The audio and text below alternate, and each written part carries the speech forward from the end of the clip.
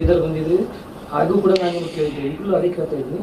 ನಿಮ್ಮಲ್ಲಿ adjustment politics ಭಾಳ ನಡೀತಾ ಇದೆ, ಎಸ್ಪೆಷಲಿ ನಾವು ಬೀದರ್ ಜಿಲ್ಲೆ ಮಟ್ಟಿಗೆ ಹೇಳೋದಾದ್ರೆ.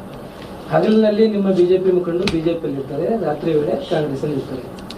ನಿಮ್ಮ ಇಡೀ ಸಭೆಯ ಆಂತರಿಕ ಸಭೆಯ ವಿಷಯಗಳು ಸಚಿವರಿಗೆ ಹೋಗ್ತದೆ. ಅಂತವರಿಗೆಲ್ಲ ನೀವು ಎಲ್ಲ ತಗೊಂಡು ಹೆಂಗೆ ಪಕ್ಷವನ್ನ ಕಟ್ತೀರಿ? ಇದುವರೆಗೆ ಶಿಸ್ತು ಕ್ರಮ ಆಗಿಲ್ಲ. ಭಗವಂತ ಖೂಬಾ ಅವರನ್ನ ಸೋಲಿಸಿದ್ದು ಮತದಾರರಲ್ಲ, ನಿಮ್ಮ ಪಕ್ಷದ ನಿರ್ಧಾರ ಕೈ ಜೋಡಿಸಿದ ಸೋತಿದ್ದಾರೆ. ಅದು ಎಲ್ಲ ಬೇರಂಗಿಲ್ಲ. ಇದುವರೆಗೆ ಒಬ್ಬರ ವಿರುದ್ಧ ಆಕ್ಷನ್ ಆಗಿಲ್ಲ, ಆಗ್ಬೇಕಲ್ಲ ಸರ್, ಯಾಕಾಗಿಲ್ಲ? ಇದೆಲ್ಲವೂ ಕೂಡ ನೋಡಿ, ನಮ್ದೊಂದು ರಾಷ್ಟ್ರೀಯ ಪಕ್ಷ ಇದೆ. ಚುನಾವಣೆ ಹಿನ್ನಡೆ ಆಗೋಕ್ಕೆ ಕಾರಣ ಏನು, ಇದೆಲ್ಲದೂ ಕೂಡ ವರಿಷ್ಠರ ಗಮನದಲ್ಲಿದೆ. ಅದು ನಾನು ರಾಜ್ಯದ ಅಧ್ಯಕ್ಷನಾಗಿ ತೆಗೆದುಕೊಳ್ತಕ್ಕಂಥ ತೀರ್ಮಾನ ಅಲ್ಲ, ಎಲ್ಲವೂ ಕೂಡ ವರಿಷ್ಠರ ಗಮನದಲ್ಲಿದೆ. ಸಂದರ್ಭದ ಸರಿಯಾದ ತೀರ್ಮಾನ ತೆಗೆದುಕೊಳ್ತಾರೆ.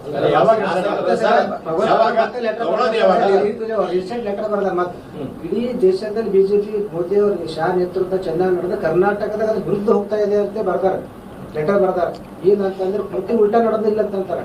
ಸೊ ಇಷ್ಟಾದರೂ ಕೂಡ ಯಾಕಾಗ್ಯದ? ಮತ್ತೆ ಹಿಂದೆ 2024 ಎಲೆಕ್ಷನ್ ಮುಗಿ 2 ವರ್ಷ ಯಾವುದೇ ಕ್ರಮ ಇಲ್ಲ, ಅವ್ರು ಹಂಗೆ ಬಿಂದಾಸ್ ಇರ್ತಾ ಇದ್ದಾರೆ ಅಂತಂದ್ರೆ ಮತ್ತೆ ಮುಂದೆ ಹ್ಯಾಂಗೆ ಜನರ ಮುಂದೆ ಹೋಗ್ತೀವಿ? ಇವತ್ತು ಕೋರ್ ಕಮಿಟಿನಲ್ಲಿ ತಡೆಯೋಣ ಒಂದು ನಿಮಿಷ. ಪ್ರಭು ಚವ್ಹಾಣ್ ಅವರು ಬರೆದ್ರು, ಮತ್ತೊಬ್ಬರು ಬರೆದ್ರು, ಈ ರೀತಿ ಅನೇಕ ಸಲ ಬರ್ತಾರೆ. ನಮ್ಮ ರಾಜ್ಯದಲ್ಲಿ ಕೆಲವು ಜಿಲ್ಲೆಗಳಲ್ಲಿ ಸಂಘಟನಾತ್ಮಕವಾಗಿ ಈ ರೀತಿ ಸಮಸ್ಯೆಗಳಿದ್ದಾವೆ, ಆರೋಪಗಳಿದ್ದಾವೆ. ನಾನಿವತ್ತು ಕೇವಲ SIR ಹಿಡ್ಕೊಂಡು ಮಾತ್ರ ಬಂದಿರುವಂಥದ್ದಲ್ಲ. ಕೋರ್ ಕಮಿಟಿನಲ್ಲಿ ನಾನು ಎಚ್ಚರಿಕೆ ಕೊಡುವಂಥ ಕೆಲಸವನ್ನು ಕೂಡ ನಮ್ಮ ಶಾಸಕರುಗಳು ಕೂಡ ಮಾಡಿದ್ದೇನೆ, ಮುಖಂಡರು ಕೂಡ ಮಾತನಾಡಿದ್ದೇನೆ.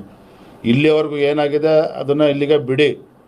ಇನ್ಮೇಲಾದರೂ ಕೂಡ ನಾವೆಲ್ಲರೂ ಕೂಡ ಒಟ್ಟಾಗಿ ಒಂದಾಗಿ ಸಂಘಟನೆ ದೃಷ್ಟಿಯಿಂದ ಕೆಲಸ ಮಾಡಬೇಕು.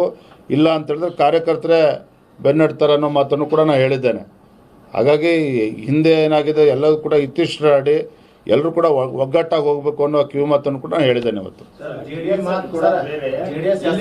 ಯಾವಾಗ ಆಗೋದು ಅದು ಒಂದು ಬೇಕಾಗಿದೆ. ಯಾಕಂತಂದ್ರೆ ತ್ವರಿತಾಗಿ ಆದರೆ ಮುಂದೆ ಬರೋ ಚುನಾವಣೆಗೆ ಎಫೆಕ್ಟ್ ಆಗ್ತದೆ ಅಂತ ನಿಮಗೆ ಗೊತ್ತಾಗಿದೆ. ಇದು ಕುರಿತು ಏನು ಅಂತ ಅಂಬೋದನ್ನ ಇಲ್ಲಿ ಇದು ಆಗ್ತಾ ಇಲ್ಲ. ತಕ್ಷಣ ಅವ್ರಿಗೆ ಇದು ಆಗ್ಲೇಬೇಕು.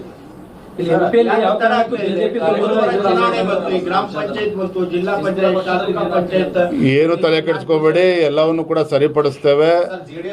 ಆಕ್ಷನ್ ತಗೊಂಡೇ ತೀರ್ಮಾನ ಮಾಡಬೇಕು ಅಂತೇನಿಲ್ಲ. ಕೆಲವು ಇಲ್ಲಿ ನಿಮ್ ನೋವು ಅರ್ಥ ಆಗ್ತದೆ, ನಮ್ಮ ಕಾರ್ಯಕರ್ತ ನೋವು ಆಗ್ತದೆ. ಒಂದ್ ನಿಮಿಷ ತಡಿಯಪ್ಪ, ಒಂದ್ ನಿಮಿಷ ತಡಿಯೋಣ. ನೀವು ಕೇಳಿ ಪ್ರಶ್ನೆ ಕೇಳಿದಿರಿ. ನೀವು ನಿಮ್ಮ ಕಾರ್ಯಕರ್ತರ ಭಾವನೆಯನ್ನ ಪತ್ರಕರ್ತರಾಗಿ ನೀವು ನಾನು ತಿಳಿಸುವಂತ ಪ್ರಯತ್ನ ಮಾಡ್ತಾ ಇದ್ದೀರಿ. ಅದು ನಂದೇನು ತಕರಾರಿಲ್ಲ. ರಾಜ್ಯದ ಅಧ್ಯಕ್ಷನಾಗಿ ನನಗೂ ಕೂಡ ಸಾಕಷ್ಟು ವಿಚಾರಗಳನ್ನ ಕೋರ್ ಕಮಿಟಿ ಕೂಡ ಮಾತನಾಡಿದ್ದೇನೆ. ಒಗ್ಗಟ್ಟಾಗಿ ಹೋಗ್ಬೇಕು ಅನ್ನೋದನ್ನು ಕೂಡ ಹೇಳಿದ್ದೇನೆ. ಸರಿಪಡಿಸುವಂತ ಕೆಲಸ ಮಾಡ್ತೇನೆ.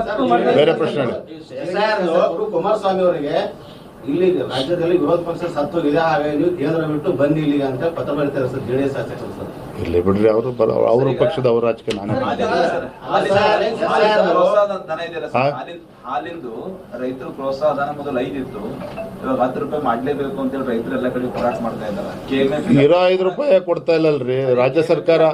ಸರ್ಕಾರ ಮಾಡಿಲ್ಲ, ಏನ್ ಹೇಳ್ಬೇಕಂದ್ರೆ ಸರ್ಕಾರ ಇರೋ 5 ರೂಪಾಯಿ ಇದು ಹಿಂದಿನ ಭಾಜಪ ಸರ್ಕಾರ ಯಡಿಯೂರಪ್ಪ ಮುಖ್ಯಮಂತ್ರಿಗಳು ಇದ್ದಾಗ ತಂದಂತ ಯೋಜನೆ. ಇದು ರೈತರಿಗೆ ಅನುಕೂಲ ಆಗಬೇಕು, ಬಡವರಿಗೆ ಅನುಕೂಲ ಆಗಬೇಕು ಅಂತೇಳಿ. ಈ ಕಾಂಗ್ರೆಸ್ ಸರ್ಕಾರ ಬಂದ ಮೇಲೆ ಗ್ಯಾರಂಟಿಗಳಿಗೆ ಹಣ ಕ್ರೋಢೀಕರಿಸೋದಕ್ಕೆ ಸಾಧ್ಯ ಆಗ್ತಾ ಇಲ್ಲ ಅಂತೇಳಿ ಈಗ ಕೊಡ್ತಕ್ಕಂಥ ಪ್ರೋತ್ಸಾಹ ಧನವನ್ನು ಅದನ್ನು ಕೂಡ ನಿಲ್ಲಿಸಿರುವಂಥದ್ದು. ಇನ್ನೂ 800-900 ಕೋಟಿ ರೂಪಾಯಿ ಹಾಗೆ ಬಾಕಿ ಉಳಿಸ್ಕೊಂಡಿದ್ದಾರೆ. ಹಾಗಾಗಿ ಇವರೆಲ್ಲ 10 ರೂಪಾಯಿಗೆ ಇರೋ ದುಡ್ಡು ಕೊಟ್ಟರೆ ಇರೋ 10 ರೂಪಾಯಿ, ಇರೋ 5 ರೂಪಾಯಿನ ಫಸ್ಟ್ ಕೊಡ್ಲಿ. 2 ಕೋಟಿ ರೂಪಾಯಿ ಬೀದರ್ ಜಿಲ್ಲೆಯಲ್ಲಿ ಹಗರಣ ಆಗಿದ್ದು ಪ್ರೂವ್ ಆಗಿದೆ. 6 ಎಂಕ್ವೈರಿ ಆಯ್ತು, 6 ಆಯ್ತು, 6 ಆಯ್ತು, ಎಲ್ಲ ಪ್ರೂವ್ ಆಗಿದೆ. ಮ್ಯಾನೇಜ್ಮೆಂಟ್ ನವರು ಈ 2 ಕೋಟಿ ರೂಪಾಯಿ ರೈತರ ಪ್ರೋತ್ಸಾಹ ಧನನ ತಿಂದಿದ್ದು ಇದು ಆಗಿದೆ. ಇಲ್ಲಿವರೆಗೆ ಯಾವುದೋ ಕ್ರಮ ಕೈಗೊಂಡಿಲ್ಲ. ಅದು ಯಾಕಾಗಿಲ್ಲ? ಈಗ ಯಾರು ಸಚಿವರು ಬರ್ತಾರೆ, ಉತ್ಸವ ಸಚಿವರು, ಅವರು ಕೇಳಿ ನಾವು ಕೂಡ ಸದನದಲ್ಲಿ ಸರ್ಕಾರ ಕಂಬಳ ಮಾಡ್ಲಿಕ್ಕೆ ಹೋಗೋದೇ ಈಗಾಗಲೇ ಮರಗಳ ಮಾರಾಟ ಮಾಡ್ತಿದೆ. ಈಗ ನೀವು ಕಂಬಳ ಮಾಡಬಾರ್ದಂತ ನೀವು ಕೂಡ ವಿರೋಧ ಮಾಡ್ತಿದ್ದೀರಿ. ಬಹಳ ದೊಡ್ಡ ಸರ್ ರಾಜ್ಯಾಧ್ಯಕ್ಷರ ಮುಂದುವರಿತೀರಾ ಸರ್? ತಾವೇ ಸರ್ ರಾಜ್ಯಾಧ್ಯಕ್ಷರ ಪ್ರವಾಸ ಮಾಡ್ತಾ ಇದ್ದಾರೆ.